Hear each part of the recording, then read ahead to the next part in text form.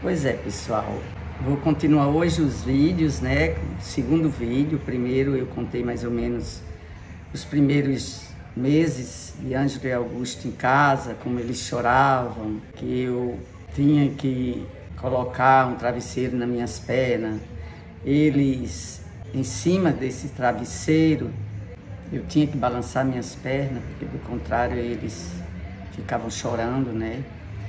Dias depois, como eu falei, eu comecei a ir para uma rede e colocava ele de um lado e do outro e ficava balançando, né? Empurrando o pé, a parede com o pé. Quando o balanço parava, eles começavam a chorar, ou seja, eu só dormia enquanto o balanço durava. Então, depois de tudo isso, vem as minhas preocupações, né? Que na verdade, desde um mês e meio, 2 meses, eu já tinha uma preocupação. Eles não sorriam, eles não olhavam para mim, tá? Então, isso foi muito difícil. Então, começou a minha preocupação. Eu tenho algumas coisas escritas. Há muito tempo eu pensava em escrever um livro e deixei de mão, então eu vou ler, que eu acho que tem coisas que eu posso esquecer, então talvez seja melhor eu ler. Então eu vou ler para vocês. Passado o sufoco dos 3 primeiros meses, achavam que tudo iria se normalizar. Aparentemente, tudo fazia crer que nada havia de anormalidade no desenvolvimento físico, psicológico e neurológico deles. A esta altura, ao serem colocados de bruços, já levantavam a cabecinha, denotando o desenvolvimento motor normal. Todavia, comecei a notar algo que me intrigava. Eles não sorriam para ninguém. Aliás, desde os 2 meses, antes dos 2 meses, que isso já me preocupava. Não balbuciavam absolutamente nada. E por mais que eu os estimulasse, era como se não vissem nem ouvissem. Apesar da aparência de normalidade. Consultamos outra vez o pediatra das minhas dúvidas e o mesmo não encontrou nada que pudesse comprovar algum tipo de anormalidade. Meu esposo, minha família, minhas amigas, todos achavam ser impressão minha. Colocavam que poderia ser pelo fato de serem gêmeos, porém nada me convencia. Minha formação na área de pedagogia me permitiu estudar psicologia do desenvolvimento e o suficiente para entender que alguma coisa estava errada. Até porque eu já tinha tido 3 filhos, né? Assim o tempo foi passando. E apesar do desenvolvimento físico se apresentar dentro da normalidade, cada dia eu notava coisa estranha que me incomodava. Me incomodava bastante. Não dava os braços para ninguém. E no meu colo procurava sempre afastar as minhas mãos quando eu pegava neles. Era como se não quisessem ser tocados. Se acentuava cada vez mais aquela indiferença a tudo e a todos que os cercavam. Não aprendiam nada. Eu sempre, não era mãe de primeira viagem, eu estimulava, sempre estimulei muito meus filhos, aquela coisa toda. Na verdade, toda mãe gosta de fazer, de ensinar, dar tchau, aquela coisa, né, toda. Mas não adiantava, eu ensinava muito, mas não recebia a resposta. Eles nem sequer olhavam para mim. Mesmo assim, eu insistia e persistia, ensinando tudo aquilo que toda mãe costuma ensinar aos filhos, como eu já falei. Entretanto, eu não recebia nenhum retorno, nem mesmo um olhar, nenhum aconchego. Essa fase em que a criança começa a interagir com os adultos traz muitas alegrias para os pais. O primeiro sorriso, os primeiros balbucios, a alegria de estirar o braço, nada disso eu tive com Ângelo e Augusto. Nem sequer um olhar de reconhecimento. Foi muito doloroso esse período, muito. Eu me sentia apenas como um objeto para eles. Por volta dos 6 meses, começaram a apresentar um tipo de sorriso aleatório. Aquele sorriso que não tem nada de social, sorria assim como se não fosse um sorriso, assim, como se fosse apenas um gesto na boca. Era sem motivo aparente. Mesmo assim, eu comecei a me animar. Já era um tipo de sorriso. E aí eu reforçava cada vez mais, né? Eu ia para o chão, eu fazia cócegas nele, mexia, sabe? Botava as minhas pernas, subia para cima as pernas, olha, eu fazia de tudo. E nisso aí, vocês acreditam que eles começaram a gargalhar? Foi as primeiras gargalhadas, a hora que já tinha bem 9 meses ou mais. Isso aí eu não lembro bem, mas já era bem... E as cócegas foi essencial para eles aprenderem a rir.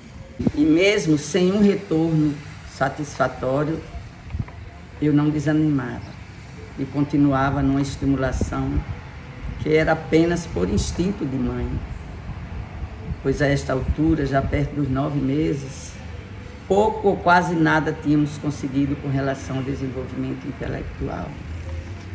Quanto à coordenação motora ampla, tudo estava transcorrendo normalmente. Sentaram e engatearam na idade certa. Foi aí que entrou um componente bastante desgastante, que foi a hiperatividade. Tudo que era brinquedos, objetos, tinha apenas uma utilidade: bater de encontro a alguma coisa, para fazer barulho. Começavam já a andar, pegando nos móveis, e a esta altura nada mais conseguia ficar no lugar. Passava o dia todo mexendo no que viam, procurando tirar algum som. Fazia isso impassíveis, sem reação, de prazer ou raiva. Desenvolveram um interesse mórbido por tudo que rodava e fazia barulho, com preferência por ventiladores e liquidificadores. Qualquer eletrodoméstico que fizesse barulho chamava muita atenção deles. E foi aí onde a gente teve que comprar um cercadinho para que eles ficassem dentro desse cercadinho, porque se deixasse na casa, dentro de casa, era uma loucura. Eles não paravam um segundo e a gente correndo atrás. Porque também se sentasse no colo, eles choravam, esperneavam e não ficavam. Foi muito difícil. Abro aqui um parêntese para falar da minha luta para conseguir um diagnóstico para os meus filhos. Naquela época, na verdade, ninguém falava, pelo menos na nossa região, ninguém falava em autismo, principalmente, né, numa cidade como Mossoró. E sem contar com a prepotência de alguns médicos daquela época, né, que por se acharem onipotentes, muitas vezes deixavam de dar um diagnóstico preciso por não acreditarem ou confiarem na história da mãe ou da família, né? No caso do autismo, essa história é imprescindível, pois o seu diagnóstico é praticamente baseado no comportamento da criança, né? Então, se não acreditar na história da mãe, até de uma babá, de uma pessoa da família, dificilmente vai se dar um diagnóstico. Aos 9 meses, decidimos levá-los a um neurologista, onde contei toda a história nos mínimos detalhes. Após minha explicação, ele fez um demorado exame, testou tudo com aquele martelinho, e terminada a consulta, ele olhou para mim e disse: a mãe é quem precisa de um tratamento, seus filhos não têm nada. E eu saí de lá chorando. Saí transtornada. Apesar do título de especialista, ele não me convenceu. Eu saí chorando porque eu sabia que meus filhos tinham uma coisa muito séria e, infelizmente, até aquele momento eu não sabia o que era. Foram passando-se os dias. Naquela época eu só trabalhava um expediente e todo o meu tempo disponível procurava dedicar às crianças no que concerne à estimulação da fala e da interação social. Eles não interagiam com ninguém, nem comigo. Como a hiperatividade era intensa, excessiva mesmo, o único lugar que eu conseguia deixá-los parados era dentro de uma rede. E eu os colocava comigo e ali eu ficava estimulando tudo. Como eles não balbuciavam nada, olha bem, 9 meses eles não balbuciavam. Na verdade, até eles dizerem as primeiras palavras, eles nunca tinham balbuciado. E lá, para que eles pelo menos olhassem para mim, eu colocava minhas duas mãos assim, na cara deles. Para que eles olhassem nos meus olhos, para que eles vissem o que eu estava ensinando. A essa altura, até mesmo Gerson já se preocupava, achava que algo estava errado. E começamos, então, nossa peregrinação à procura de um diagnóstico. Começamos por Fortaleza e, mais uma vez, verificamos que os médicos não podiam nos dizer nada de concreto, a não ser solicitar exames, que nada revelavam de anormal. Fazia todos os exames, quando chegavam, tudo normal. Desiludidos, voltávamos para casa, eu e meu esposo. Ao chegarmos, informaram-nos que em Recife havia um bom médico da área da genética, isso na época, né? Que poderia nos dar uma resposta ao que procurávamos. Pessoal, viajar com Ângela e Augusto, naquela época era difícil, era desgastante. Tendo em vista que, além de serem duas crianças na mesma idade, a hiperatividade nos deixava em constante movimento atrás deles, porque eles não ficavam no colo da gente. Sempre foi assim, eles gritavam, porque o único som que saía da boca deles era gritar, que eu digo chorar, né? Chorando. E era impossível mantê-los parados, até brinquedo, porque quando eles pegavam um brinquedo, tinha que ter roda para rodar, esse tipo de coisa.